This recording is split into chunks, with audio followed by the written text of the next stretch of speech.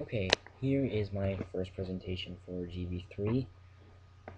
Thanks to Chase, or Neuro, this is webcam for his computer, I can actually take these because my camera is dead. First off, my first presentation is, of course, most of you know, Metroid Project Arcturis, or Metroid Dimensions, the demo for it. The demo's working okay. Since my computer's been dead, I haven't been able to talk with either of my team members, so it hasn't been going as good. But I've been able to come up with a few more things, and Silver I'm pretty sure has been working on the maps.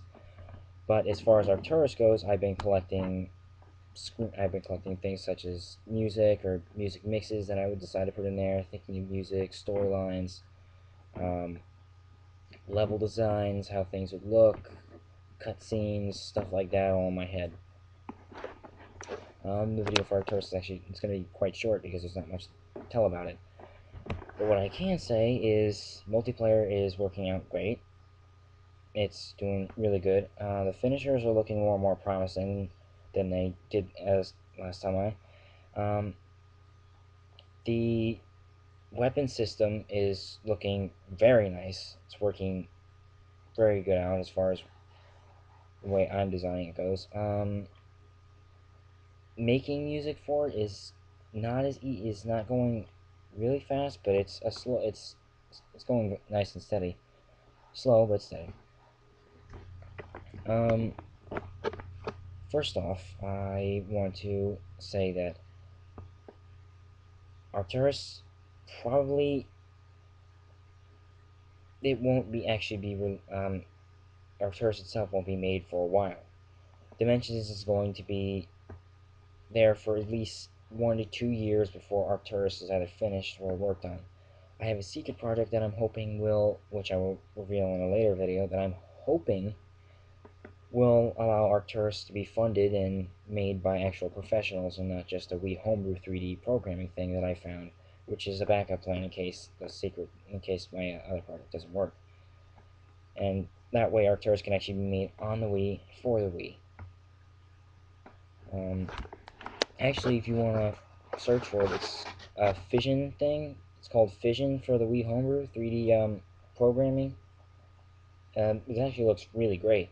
I would actually say definitely pretty good quality. But anyways, um, Arcturus is actually it's going to have a longer campaign, but because of the later technological advancements that we have now, such as how Halo Reach is being developed with all the advanced stuff there, probably by the time it actually gets started around next year, which is when my other project is going to be finished or at least ready, I would have a lot more to work with and more advanced stuff to do. So it would take, of course, a shorter time. I'm hoping. The multiplayer is actually going to take the most time because the fact of how interactive the environment is. For example, Frigate Orpheon, which is not the crashed one, the one still in space above Talon 4, 5, 4. Um, Interactions such as glass, glass by the wall, shoot the wall with a super missile. That glass is going to go flying, and anybody close enough to it's going to get sucked out the window, and you're going to get a stylish kill medal. It's things like that. Walls, particles being able, parts of the walls coming off, chunks, dents. It's a pretty lengthy process, and campaign is actually, compared to multiplayer, how much it's going to be played, I would say campaign is quite short. Although multiplayer is definitely going to rake in a lot of players, because frankly, Hunters sucks. The multiplayer sucks. You only have one mode, a few characters to choose from, and the weapons they stink. The graphics also suck. But being able to just control your movements like from Corruption, moving it up and down, hitting that missile button, or hitting the plus button and turning into that Omega Metroid after you have the Omega Metroid suit, just priceless. And stampeding and busting through walls, crushing people, and hey, the characters are I've actually gotten some more in. A lot of different Federation troopers, including a few new ones that I'm coming up with.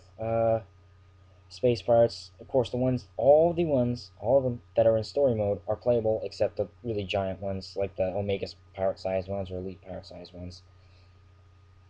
But the normal ones, those are playable, including the main antagonist if you unlock a certain achievement and medal combination, which is really hard. I've come up with a few more medals and achievements for multiplayer, such as the only way to actually get that character. Also, with there's no way to change its weapons. The weapons you have, you get. You can change the of course, normal beams and stuff like that, but you can only hold a little bit less due to the fact that he's really, really strong. Let's see. It's dot dot dot dot dot dot dot dot dot dot dot. That is the highest achievement you could get. It is within, since it's 10 dots, within 10 days, get 10 WTFRU in that period of time.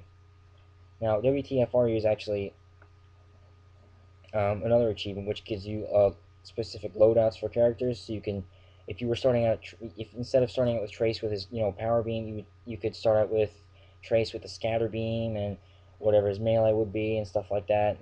Power ups and items.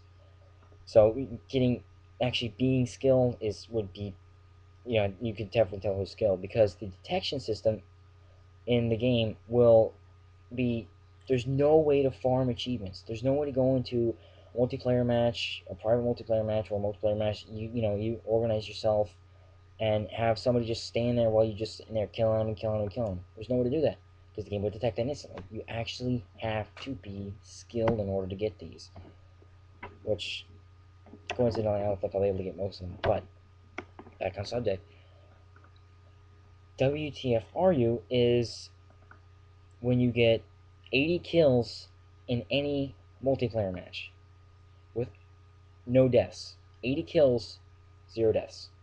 80 kills in 1 life.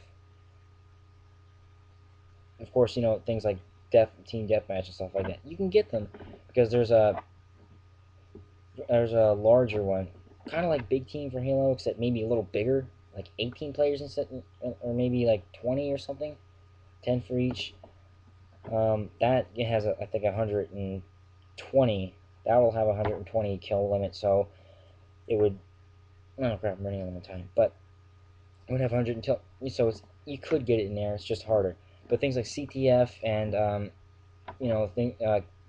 something like King of the Hill, or that, there's an unlimited amount of kills and stuff like that. Also, think about the detection system. Can't in games like CTF and stuff like that, or games that you have to actually go out like King of the Hill. No camping. I'll camp. Just like one thing in common this has with hunters, other than the characters, is the fact that it will do coward detected. It will do it at least maybe about 10 seconds or 10 to 15 seconds after you're sitting in one spot and not moving, or sitting in one spot and shooting. After that time, it will have coward detected. You will be shown on their screen with a little dot, not only just where you are, but your position, what angle you are, millimeters, the works. So if you're camping, you're pretty much screwed, because it doesn't go away. It actually, you have coward detected, that little coward detected thing on you until you die.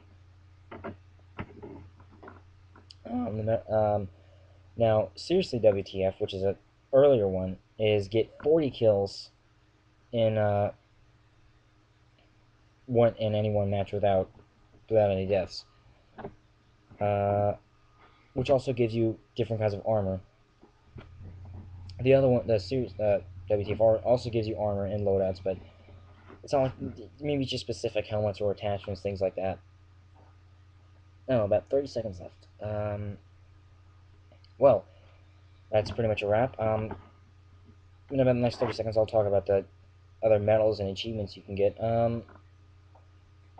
Let's see. Consider a camper. Always a favorite of mine that I always love. Save somebody's life intentionally while camping 5 times. Save the same person 5 times. And then not a happy camper is get killed by the same person 5 times while attempting to camp.